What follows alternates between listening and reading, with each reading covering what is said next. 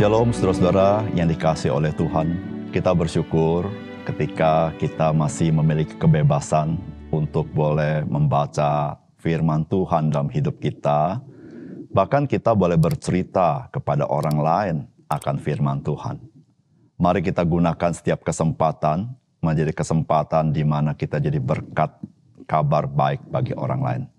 Salam jumpa dalam program Tuhan adalah Gembalaku.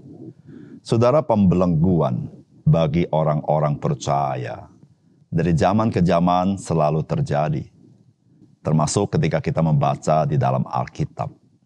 Namun, dari apa yang kita baca dalam Alkitab maupun dari pengalaman yang kita simak dalam sejarah kekristenan, maka orang percaya bisa saja dibelenggu oleh dunia ini, tetapi Injil tidak pernah dapat dibelenggu. Tuhan bisa memakai dengan caranya sendiri dan otoritasnya untuk Injil dapat dikabarkan ke seantero muka bumi. Karena itu adalah yang Tuhan inginkan. Karena Tuhan Yesus sendiri memberikan amanat untuk memberitakan Injil sampai ke ujung bumi. Saudara, biarlah kita sebagai orang percaya, apapun situasi dan kondisi kita, saudara, biarlah kita menjadi orang-orang percaya yang tahu memberitakan kabar baik kepada orang lain.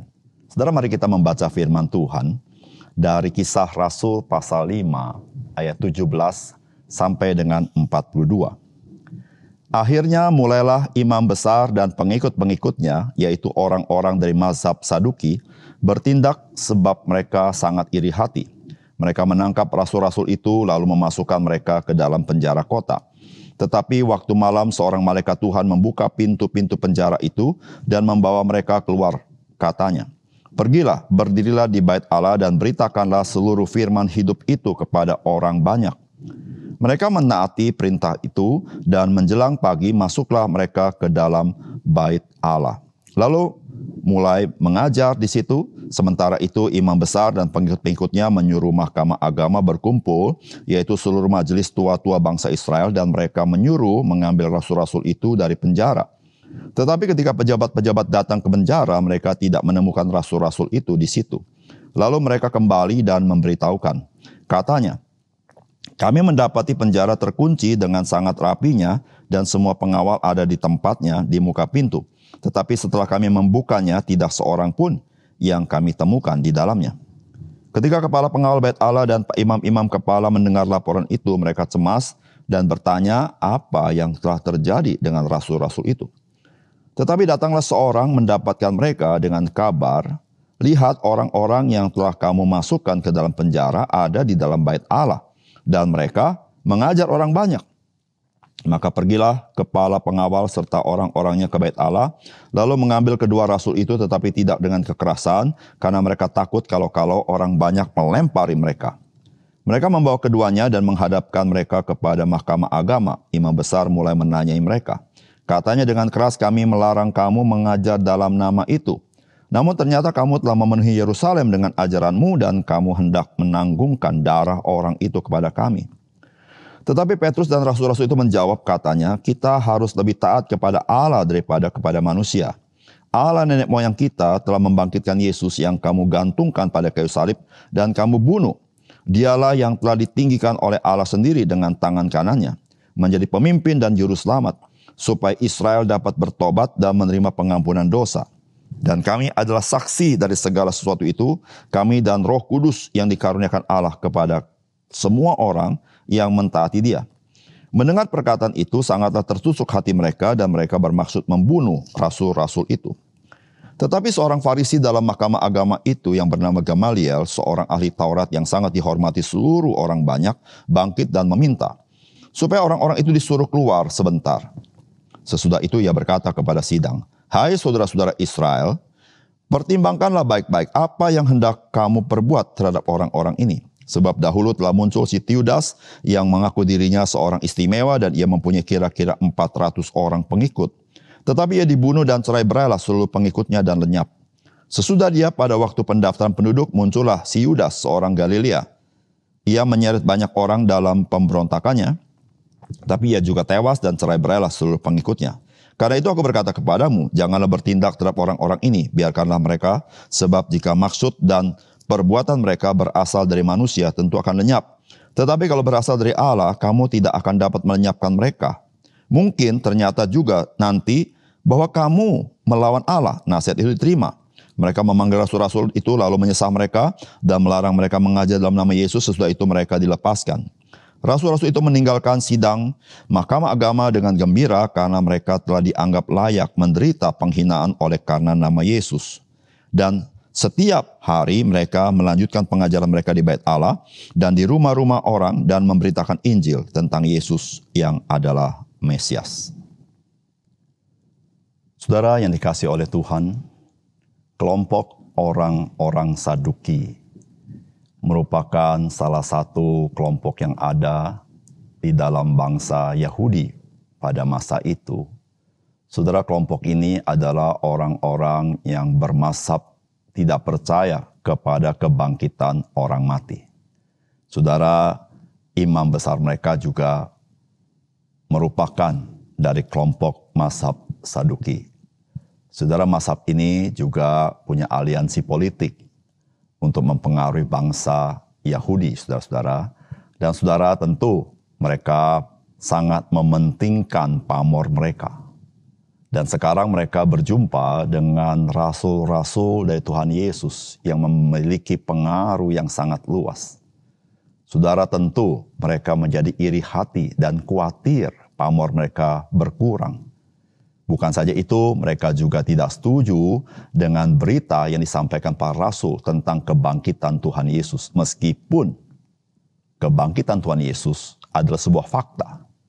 Karena masih banyak saksi-saksi mata yang melihat semuanya itu. Oleh karena itu, saudara, para rasul ditangkap oleh orang-orang Saduki ini untuk diadili di mahkamah agama. Saudara, apakah pesan firman Tuhan bagi kita? Yang pertama, Saudara, kebebasan kita sebagai orang percaya di dalam kehidupan kita adalah untuk kita boleh memberitakan firman Tuhan. Saudara, firman Tuhan berkata begini, akhirnya mulailah imam besar dan pengikut-pengikutnya, yaitu orang-orang dari mazhab Saduki, bertindak sebab mereka sangat iri hati. Mereka menangkap rasul-rasul itu lalu memasukkan mereka ke dalam penjara kota. Tetapi waktu malam seorang malaikat Tuhan membuka pintu-pintu penjara itu. Dan membawa mereka keluar, katanya, pergilah, berdirilah di bait Allah dan beritakanlah seluruh firman hidup itu kepada orang banyak. Mereka mentaati pesan itu dan menjelang pagi, masuklah mereka ke dalam bait Allah lalu mulai mengajar di situ. Sementara itu imam besar dan pengikut-pengikutnya menyuruh mahkamah agama berkumpul, yaitu seluruh majelis tua-tua bangsa Israel, dan mereka menyuruh mengambil rasul-rasul itu dari penjara. Saudara yang dikasihi oleh Tuhan, siapakah yang dapat melawan kekuatan Tuhan? Tidak ada, saudara.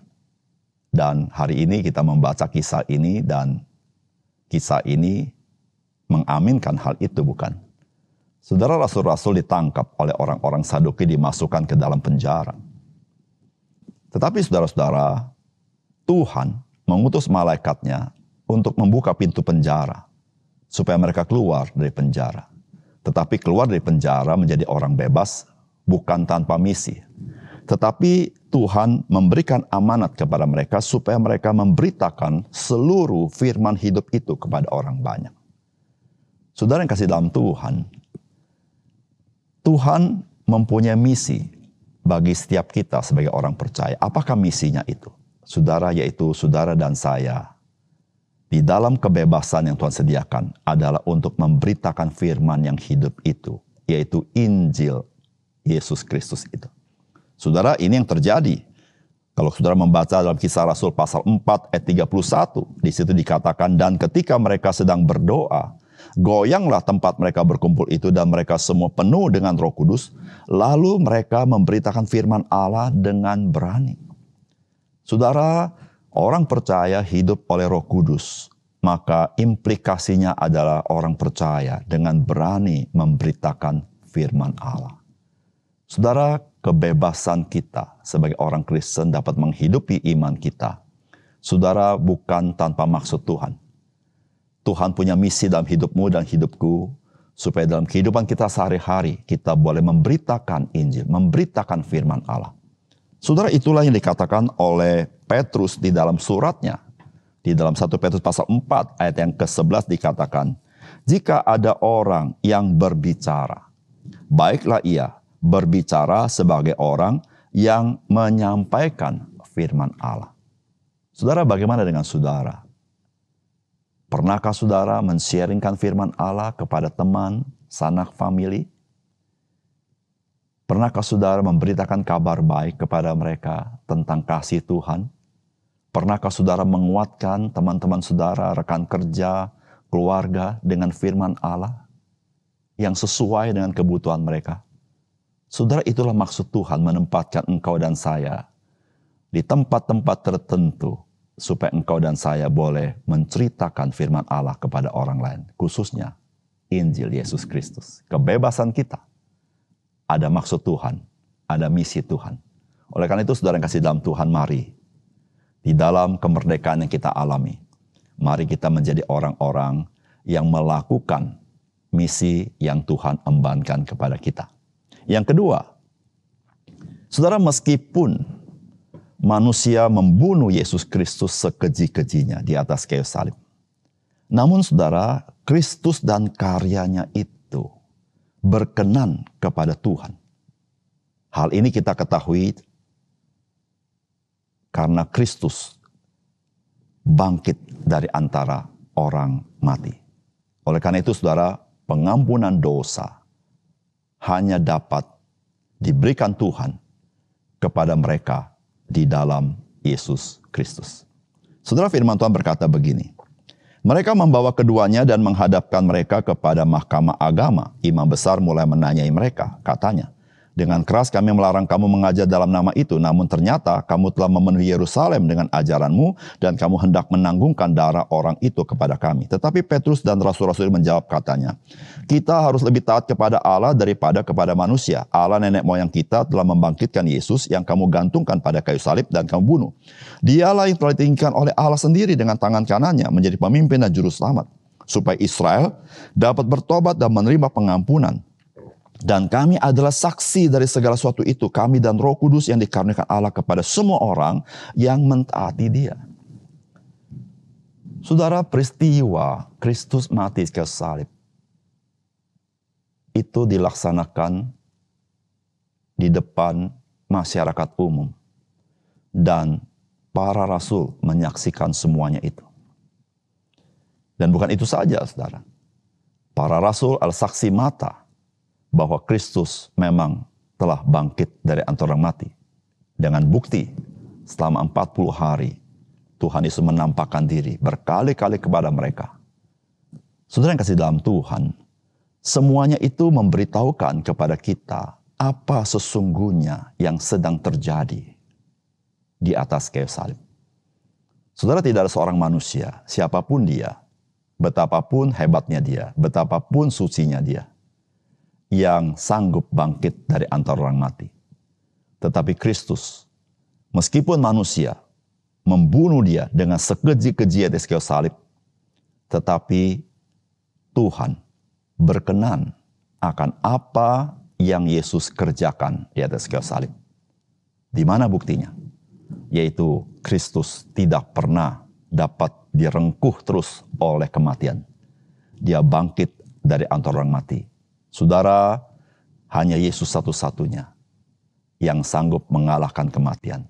Saudara, kematian hanya bisa dikalahkan oleh kehidupan. Saudara, setiap kita satu kali akan mati dan kita tidak lagi punya kehidupan. Tetapi saudara-saudara, karena Kristus bangkit dari antara mati, maka saudara, kita satu kali akan dibangkitkan oleh Dia. Saudara, disitulah saudara-saudara, pengampunan dosa hanya ada di dalam Yesus Kristus. Mengapa demikian?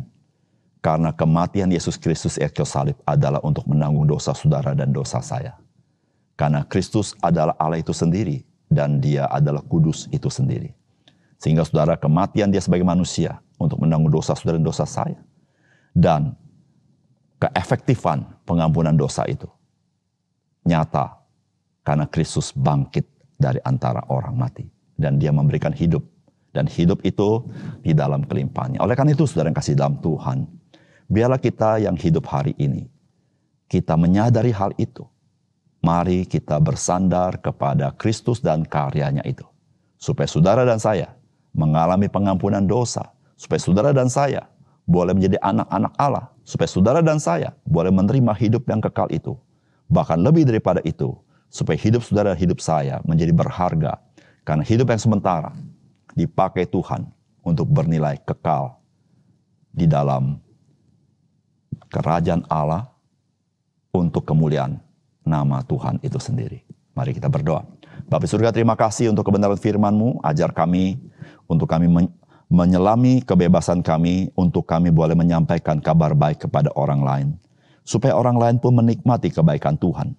Tuhan, terima kasih kalau kami sudah mengenal Yesus, kami sudah diampuni dosa kami, dan kami bersyukur karena itu semua karena anugerah Tuhan. Dan bagi kami yang masih ragu-ragu, biar anugerah Tuhan cukup, supaya kami boleh mengenal Kristus dan percaya mengalami pengampunan dosa, dan menjadi anak-anak Allah dan menerima hidup yang kekal. Terima kasih Tuhan.